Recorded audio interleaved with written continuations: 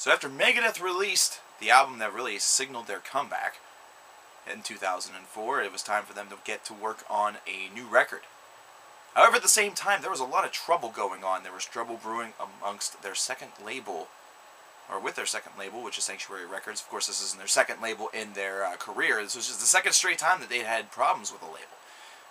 So Dave Mustaine originally was going to contemplate breaking up the band for a while, except for the fact that he wanted to record as a solo musician, which was originally what the album previous to the one I'm about to speak of was meant to be, but of course that didn't happen.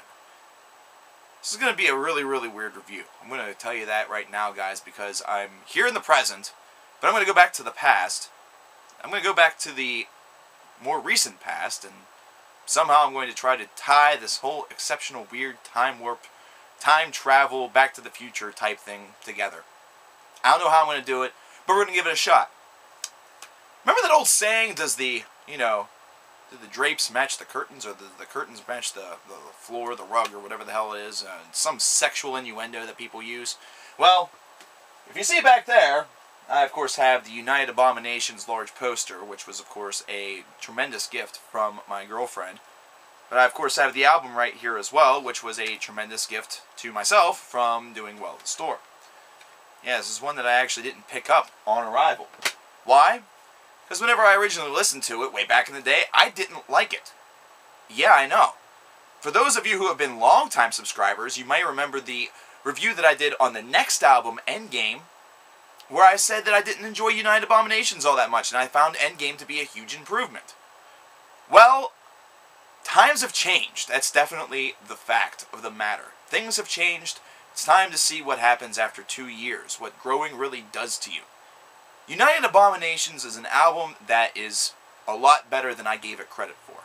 In fact, this is an album that's quite superior to my previous opinion, because my previous opinion was relatively stupid. Whenever this album came out, there was a lot going on in my life, as there is all the time, considering I try to keep myself continuously busy. And it just seemed to me that whenever it came out, it was a flat record. It was one that had choice moments that were very, very keen. However, at the same time, I didn't really hit. And that's something that was very silly. It shows you that back before I started doing album reviews, I could have been at points a little bit on the dumb side whenever it came to my likes and dislikes whenever it came to albums. Obviously, in order to become a great album reviewer, you yourself must grow, which I myself have done.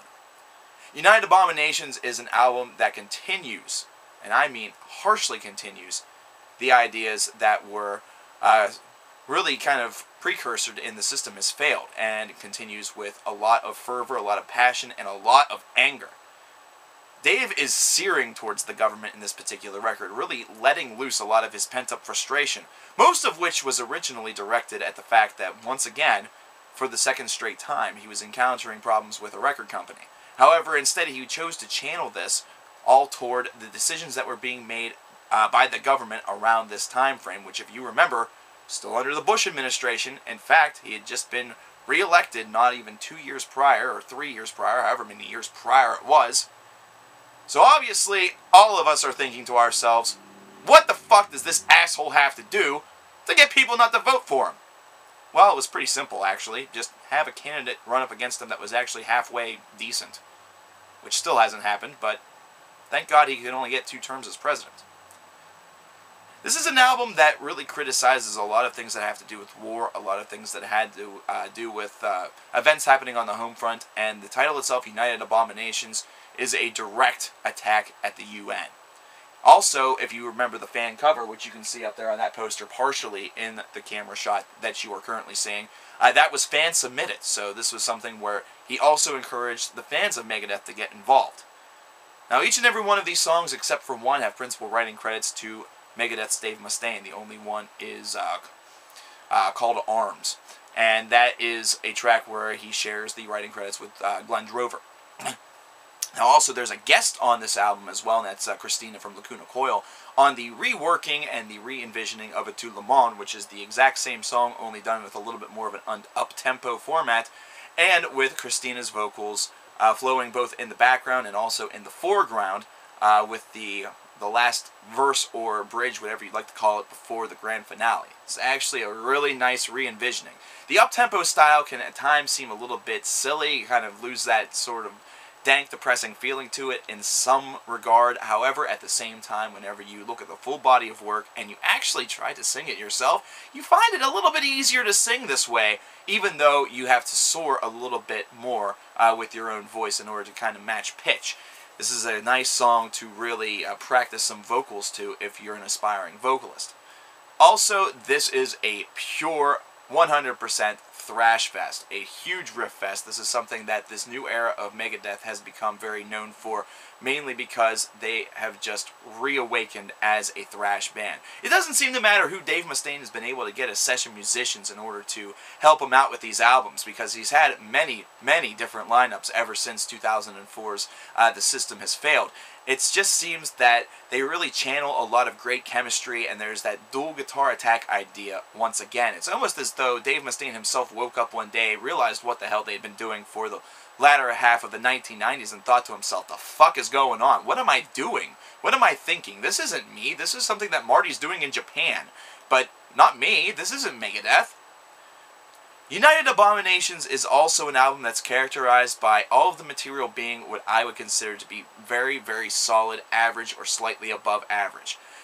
These are albums that I think whenever we examine them underneath a microscope, especially if you are a hardcore Megadeth fan, as I myself am, it sometimes can become a little bit difficult to be very right down the middle with it, because we hold our expectations to another level. We expect to hear maybe that new classic record. If we were happy with The System Has Failed, we wanted it to be on par, we wanted it to be better. Actually, if we really enjoyed The System Has Failed, but we found it to be petty compared to an album such as Rust in Peace or Peace Sells, we'd like to see a real throwback to things like that, which of course is not going to happen. So this is an album where the material on it is very strong, but whenever you compare it to some of the elder scrolls from Megadeth's discography, sometimes may feel as though it doesn't really, match up.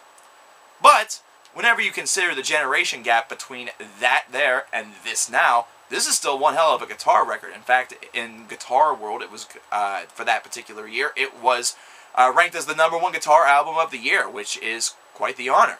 Dave and the boys definitely channeled a lot of aggression and anger on this record, and they were able to replicate it not only in the way in which they built and constructed the songs, but also in the representation in which they were able to do it instrumentally as well. They were able to set the mood, and they were able to have Dave's natural pen chant to just being an absolute mindfuck on a pen, an absolute raging, basket case on a pen, really work well.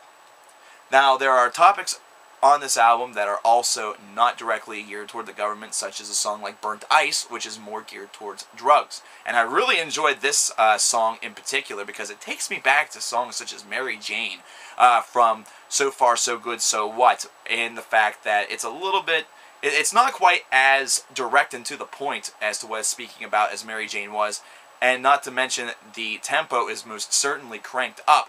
However, there are interesting little undulations to this track that remind me a lot of Mary Jane in some form and fashion. I still consider Mary Jane to be one of the most interesting compositions that Megadeth has ever composed in their career. However, I think that Burnt Ice certainly stands well on its own. Now also, in the popular culture department, United Abominations featured the song Gears of War, which, much like the song that was used for Duke Nukem in the late 1990s, was used for the popular video game of the same name. Once again, Megadeth is being asked to do projects for for companies, for video games, for other aspects of media, which is cementing the fact that they are one of the biggest metal bands in the world, and one of the more important metal bands to ever be in music.